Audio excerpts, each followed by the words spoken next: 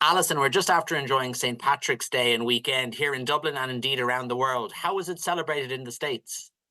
Well, as you know, Owen, it's celebrated in a big way. St. Patrick's Day has become St. Patrick's Week, almost St. Patrick's Month. So it's a massive opportunity for us at Tourism Ireland. And as you also know, that St. Patrick's Day also marks the start of the overseas tourism season. And I hear from my sources on the ground, there are lots of Americans in Dublin and around the country. So at Tourism Ireland, we typically divide and conquer. It's a massive opportunity for us to capitalise on the amazing publicity and all of the consumer eyeballs that are on Yeah, Ireland at St. Patrick's Day as we celebrate our patron saint, but also we celebrate the best of Ireland's music, heritage and culture.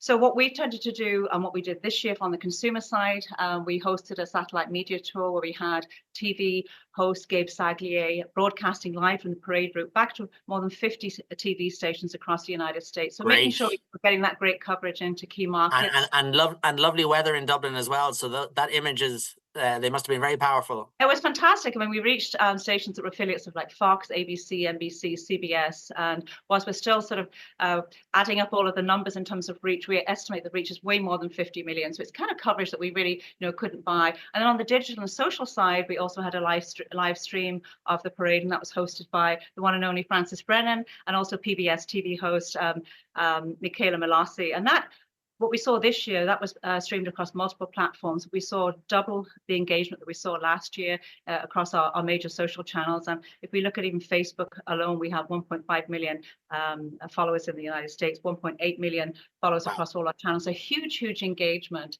And then on the trade side, we had really effective engagement with a lot of our stakeholder groups, tour operators, airlines, media, across a number of markets in New York, also in Washington, in San Francisco, in Austin.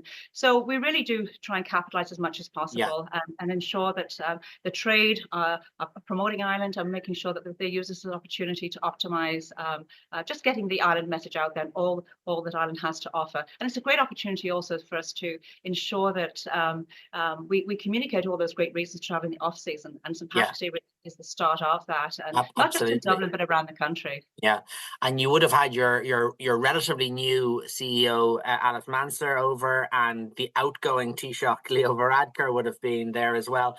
But it's not just the East Coast, is it? There's a lot going on, isn't there, in the West Coast? And you mentioned San Francisco there, and I know you opened an office a couple of years ago in San Francisco. So that gives you a sort of a strategic footprint, doesn't it, on the other side of the States? It does, and one of the reasons for expanding our footprint in the US was we're seeing incredible growth over the last decade from the United States to Ireland. But some of those higher growth levels were coming from the Western US and Southern states. Yeah, So it's allowing us to offer a much greater number of platforms for the industry to do business. We're yeah, able to facilitate that engagement. The team are working very hard on the business development front to help us win more of that luxury business yeah, and group travel business. And we're also able to support the airlines as we grow our access footprint, and obviously we'll probably talk about that later, but Denver obviously springs to mind. So yeah, again, I think the industry is seeing the benefit, but certainly it's a big country, and yeah, New yeah, York to New York to San Francisco is the same as flying to Dublin. So it just yeah, gives us boots on the ground, gives us profile.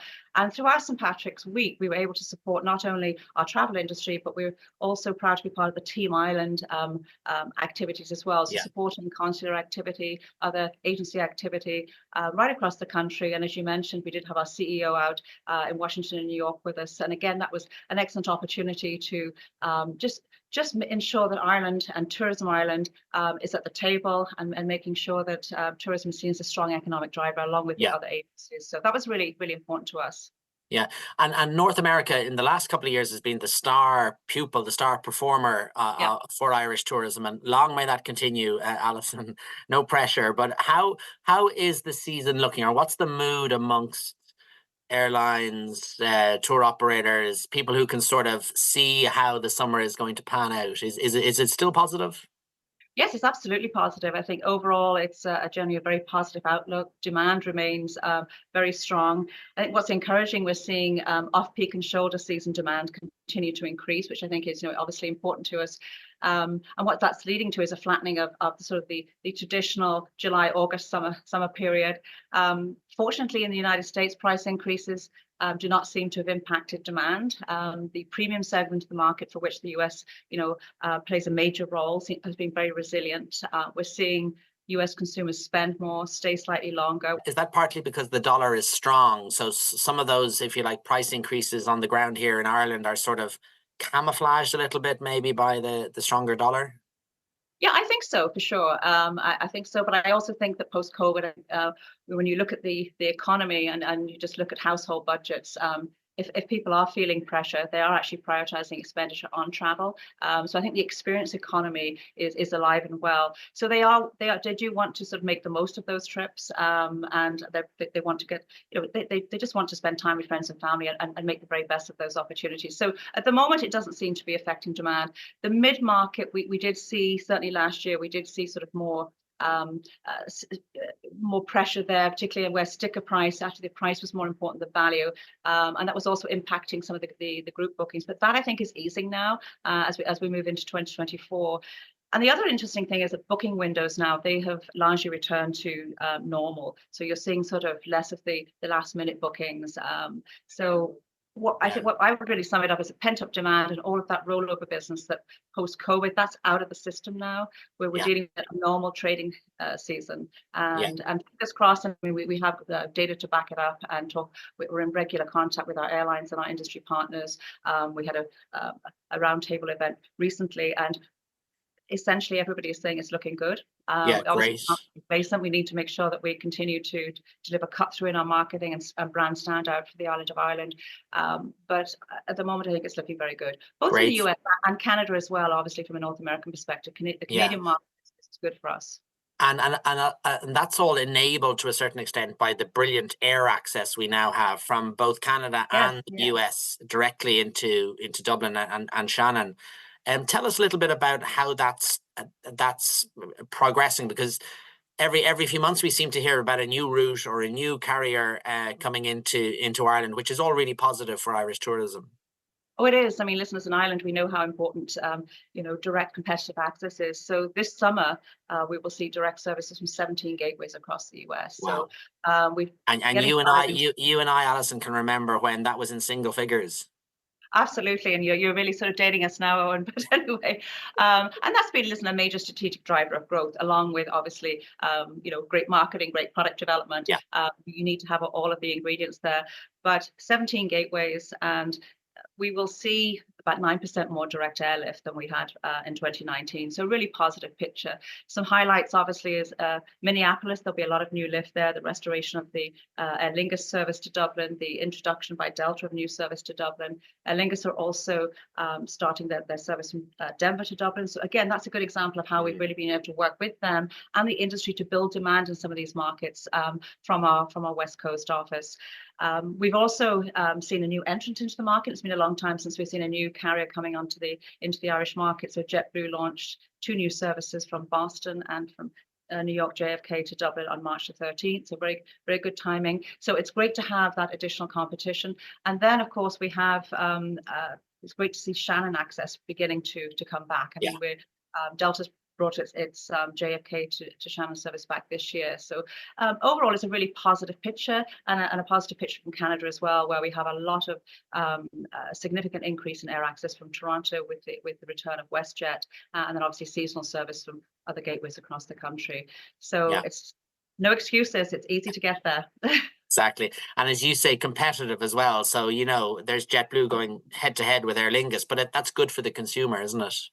It's only good for the consumer. Obviously, we want airlines that need to make money, so that they will make their commercial decisions. But certainly in the Boston, New York markets, there is more competition. Yeah, and the research that you guys do in market in the States, does it still show that Ireland is very positively thought of by the average American or average Canadian? That Ireland is on the bucket list. It's the big trip that they save up for, they look forward to. Is that still the case? It's certainly the overall sentiment towards Ireland is still very positive from North America as a whole. I mean, I think we're known as a warm, welcoming destination, offering a a great product and experiences. And that's across our sort of culturally curious travelers. It's not just those Americans or Canadians that have Irish heritage. So generally speaking, it's very positive.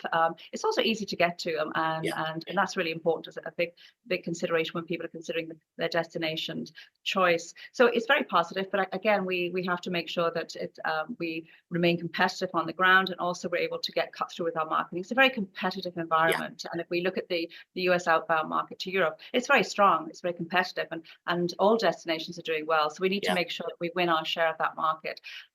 So overall, yes, the sentiment is very positive, and we need to continue to work on building that brand, and through our digital marketing, and making sure that we're reaching people at the right time with the right message, and really tapping into those interests and passion points that we know will potentially move the dial in terms of moving them down the consumer journey, and getting Ireland off their bucket list, strengthening that intent so they actually travel. Because in the past, Ireland, sometimes for some people, it's seen as an aspirational destination. We want to go there sometime in the future. Our job is to get them to go now, and give them those reasons to do that. Yeah, and you mentioned kind of more normalized booking patterns, and I suppose this is a normalized year, first normalized year in God knows how long. But even when I say normalized, there's lots of caveats there. But has anything changed in terms of the American tourist, or trends or consumer habits that you're picking up, that are you having to tailor some of your messaging to respond to new kind of consumer behavior? Yeah, I think since post-COVID, I mentioned earlier, Americans are keen to stay longer and spend more. I think they're also looking for more sustainable experiences, and I think obviously through our messaging, we want to highlight the many sustainable vacation experiences that are available in Ireland. I think some of the trends we're still seeing healthy growth in multi-generational travel, which again is a good fit for Ireland and Irish American families, but families in general. We're seen as being safe, warm, and welcoming, easy to get to, and we speak English. So I think that's very important. And we're seen as a destination that offers a lot of a good variety of experiences to satisfy the needs of grandparents, mum, dad, and kids. Celebration travel is also on the rise. So again, people traveling to celebrate those key milestones in their lives, whether it's birthdays, weddings, anniversaries, etc. Again, I think that's certainly something where we can continue to grow business. Outdoor activity, and I think again that's that came out of COVID. People want to be they want to engage in outdoor activities. They want to have a healthy travel experience. And I think overall, people there's much more awareness of having a positive, not only economic impact, but just environmental and social impact. They want to feel that their travel is having a positive impact across all sort of pillars of sustainability. So local immersive experiences, really, really important. The more we can do to cluster those together, people are more likely to linger longer. And there is a trend also. Some people are slowing down the pace of their travel and more willing to stay longer in a single destination. And I think we all know the benefits of that. They then get the opportunity to engage more with locals, and in terms of the people, the environment, and overall have just a more enriching experience. So those are some of the trends. But other than that, I think it's the destination is certainly high on people's considerations here in the US. Yeah, great. And as you say, it's such a competitive landscape, the US, in terms of getting cut through in marketing. So we're very grateful for, you guys making the best use of that budget, and whether it's traditional forms of marketing and communications or digital ones, getting the message out there. Alison, thank you so much for your time, and thank you and your team for all the hard work that you do, and keep those Americans coming. We'll do our best, Joan. Thanks again. Thanks a lot, Alison.